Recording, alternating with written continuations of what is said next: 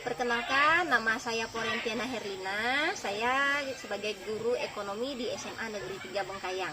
Hari ini saya akan berbagi tips bagaimana cara kita belajar tentang kebutuhan. Jadi karena kebutuhan itu adalah hal yang sudah biasa bagi kita, tapi terkadang kita bingung yang mana kebutuhan dan yang mana keinginan. Jadi tips pertama, kebutuhan berarti sesuatu yang kita butuhkan. Jadi hal pertama yang kita lihat adalah apa yang kita butuhkan hari ini.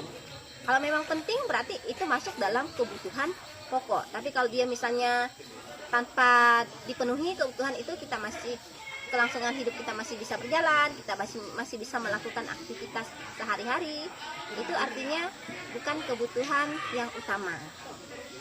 Sekarang bedakan antara kebutuhan dan keinginan. Kalau kebutuhan berarti sesuatu yang benar-benar kita butuhkan untuk menunjang kelangsungan hidup kita.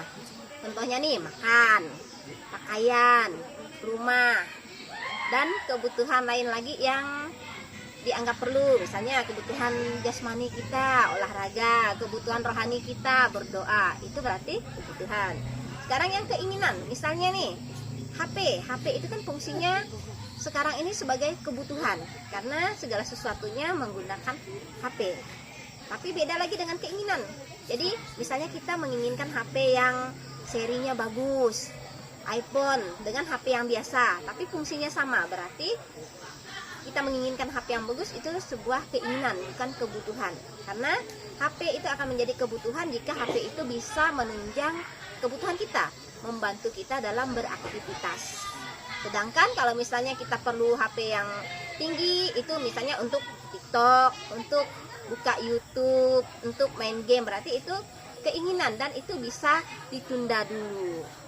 Dan keinginan itu mungkin akan bisa dipenuhi, diikuti ketika kebutuhannya sudah terpenuhi. Jadi bisa ya membedakan antara keinginan dan kebutuhan. Sekian, terima kasih.